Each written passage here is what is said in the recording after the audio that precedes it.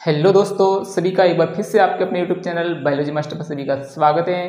प्यारे बच्चों, ध्यान दीजिएगा। आज हम छोटा सा टॉपिक लेके आए जिसका नाम है अंतर्द्रव्य जालिका। हिंदी के अंदर इसको अंतर्द्रव्य जालिका कहते हैं, इंग्लिश में इसको बोलते हैं एंडोप्लाज्मिक रेटिकुलम।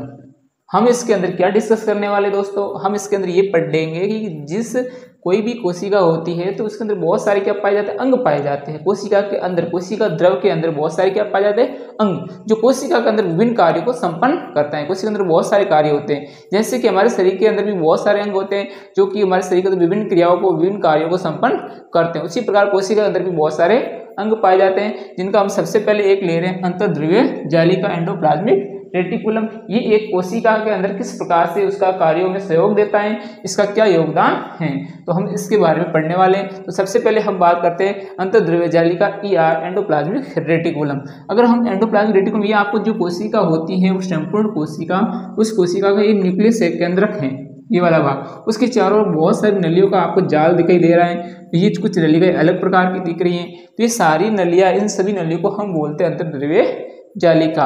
अगर आप इसकी आकृतियों को देखो तो कैसी दिख रही है, नलिकाकार दिख रही है, कोई गोल दिख रही है, कोई आयताकार दिख रही है।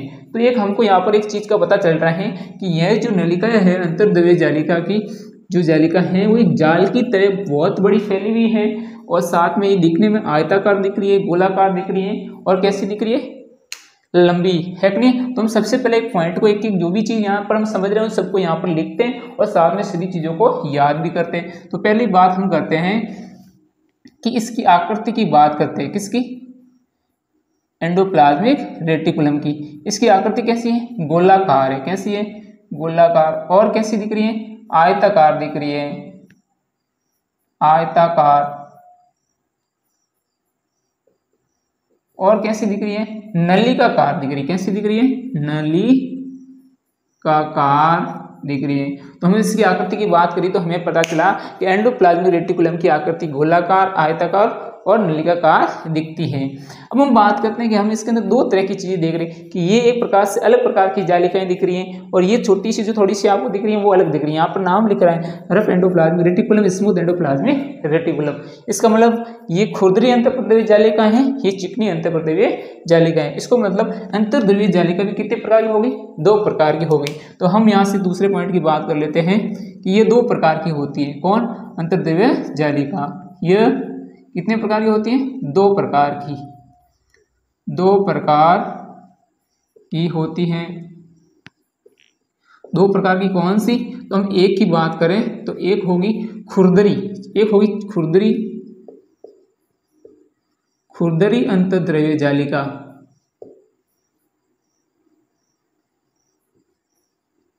और दूसरी होगी चिकनी अंतर्द्रव्य जालिका। तो एक खुरदरी होगी और एक चिकनी,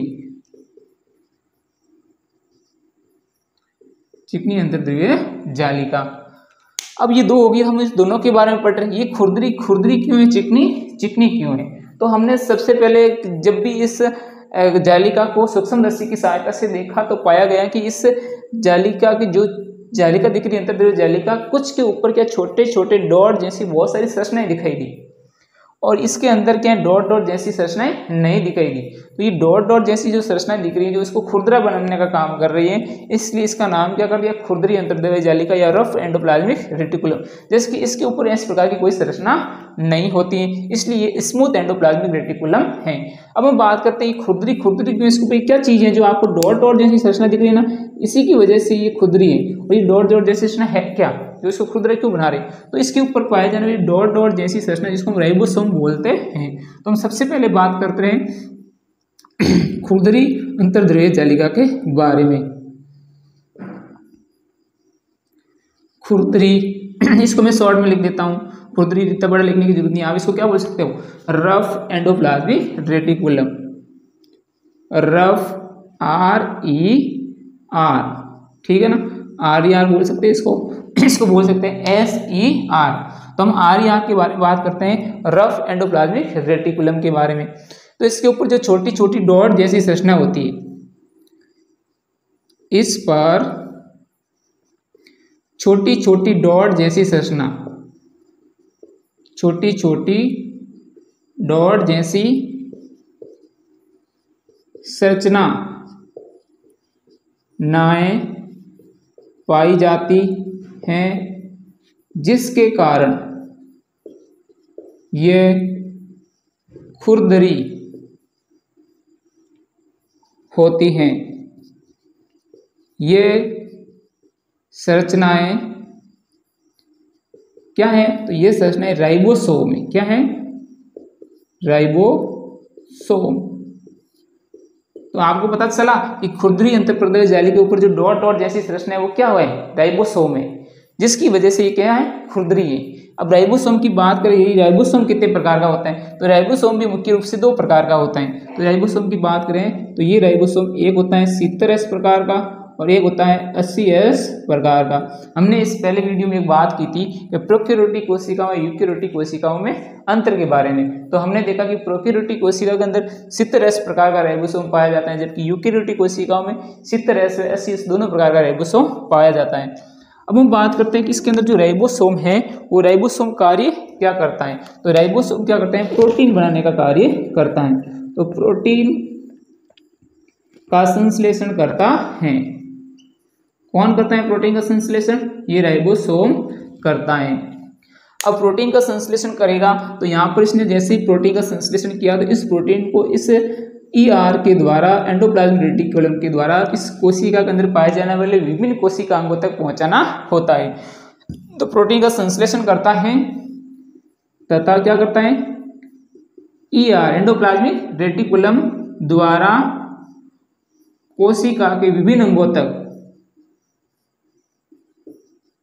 कोशिका के विभिन्न अंगों तक पहुंचाता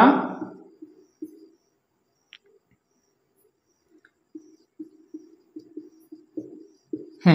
आई समझ में? भाई प्रोटीन इन जो भी इसके अलावा कोशिका के अंदर और भी बहुत सारे हैं, उनको क्या चाहिए? प्रोटीन चाहिए। इसलिए उस प्रोटीन का संश्लेषण कहाँ हो रहा है?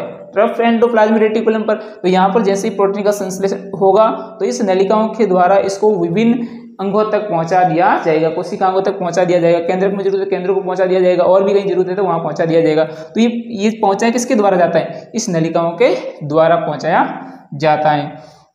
अब हम बात करते हैं किसके बारे में? दूसरी है चिकनी अंतःप्रदेश जालिका। तो बी को बोलते हैं smooth, SER, smooth endoplasmic reticulum.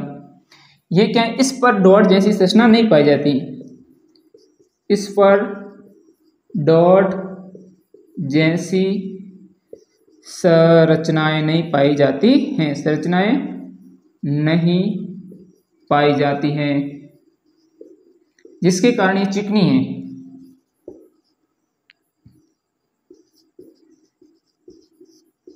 जिसके कारण ये क्या है?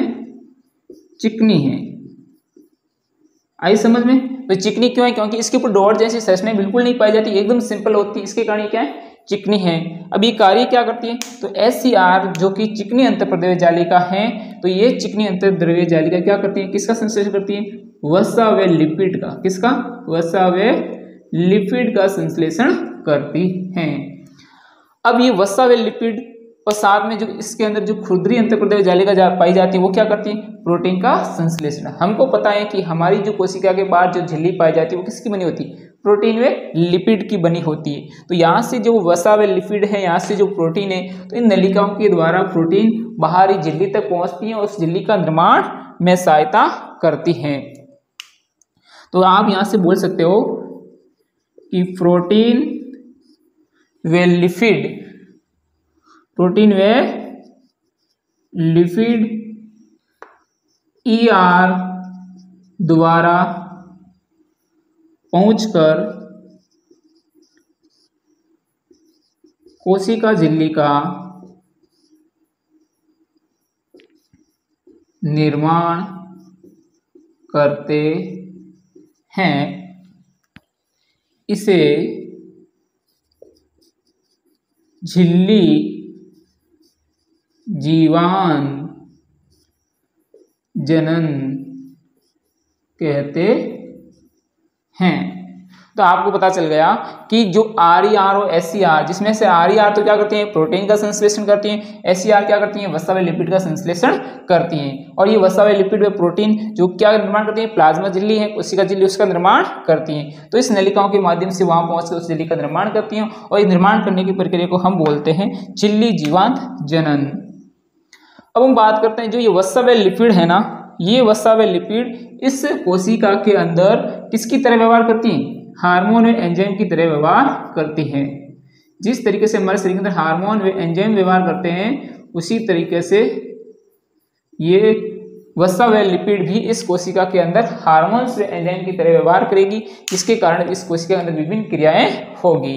अब राइबोसोम जो भी इसके अंदर पाए जाने और भी जो अंतर्द्रव्य जालिका, अब ये अंतर्द्रव्य जालिका क्या कार्य करती हैं और अंतर्द्रव्य जालिका क्या करती हैं, ये क्या करती है, इस केंद्रक है, इसके बाद में इसके अंदर बहुत सारे क्या हैं, कोशिका अंगक हैं, इन सब में क्या करती हैं, पदार्थों का आदान प्रदान, जो भी पदार्थ का निर्माण प्रोटीन है, वसा है, लिपिड है या अन्य जो भी द्रव हैं ऐसे, तो उन सब का आदान प्रदान परिवहन करने में सहायता करती हैं। तो हम इसकी अंतर्द्रव्य जालिका के कार्य की बात करें तो कार्य क्या हो सकता है, इसकी कार्य की बात करें, किसकी, अंतर्द्रव्य जालिका का कार्य क्या है।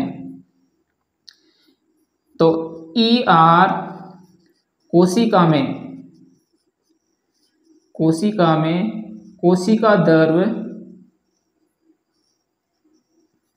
द्रव्य केंद्रक के मध्य पदार्थों के आदान प्रदान, पदार्थों के परिवहन मुख्यतः किसका करती हैं, प्रोटीन का में सहायता करती हैं।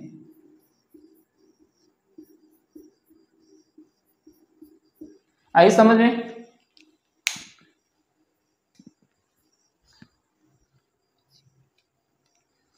एक पॉइंट और की बात करते हैं। एक पॉइंट और क्या है कि कशेरुक की जितने भी जीव हैं जिसके अंदर कशेरुक की दंड पाई जाती है, तो उन जीवों के अंदर यकृत होता है। उस यकृत की कोशिकाओं में, कहाँ की, यकृत की कोशिकाओं में SER, यकृत की कोशिकाओं में कौन, SER, स्मूथ एंडोप्लाज्मिक रेटिकुलम, ये क्या करती हैं, वहां पर विष व दवा को निराविष, क्या करने में, निराविष करती हैं। तो ये एक कार्य हो गया, किस कार्य, अलग से इंपॉर्टेंट याद रखना कि यकृत के अंदर SER, स्मूथ एंडोप्लाज्मिक रेटिकुलम, जो क्या करती है, विष व दवा को निराविष करने में सहायता करती हैं। यहाँ पर हम एक और पॉइंट का डिस्कस करते हैं कि इसका कोशिका अंतर्द्रव्य जालिका का कार्य क्या है। तो यहाँ पर हमने एक कार्य देखा कि ER कोशिका द्रव के अंदर केंद्रक के मध्य और कोशिका द्रव के मध्य पदार्थों के परिवहन में सहायता करती है मुख्यतः। तो हम यहाँ पर और देखते हैं कोशिका के द्रव के अंदर ये मुख्य रूप से जो भी कोई भी जैव रासायनिक क्रियाएं होगी तो उसको एक ढांचा प्रदान करने के लिए भी सहायता करती है। कौन, अंतर्द्रव्य जालिका। जैव रासायनिक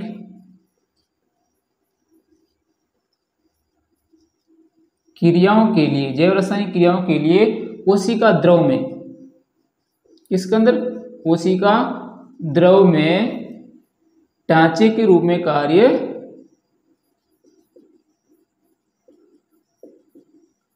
करती हैं। तो प्लीज सभी दोस्तों यहाँ पर आप थोड़ा हेड राइटिंग का भी ध्यान दीजिएगा, थोड़ी सही नहीं है तो आप समझने की कोशिश कीजिए, जो हमने बोला है उसको सुन के अच्छे से लिखने का प्रयास कीजिए। तो जो भी हमारे वीडियो को देख रहे हैं तो साथ साथ में आप क्या करो, लिख लिया करो। मैंने आपको यहाँ पर पूर्ण रूप से अंतर्द्रव्य जालिका के बारे में सारी चीजें डिस्कस करने की कोशिश की है। ये 9th क्लास के सिलेबस के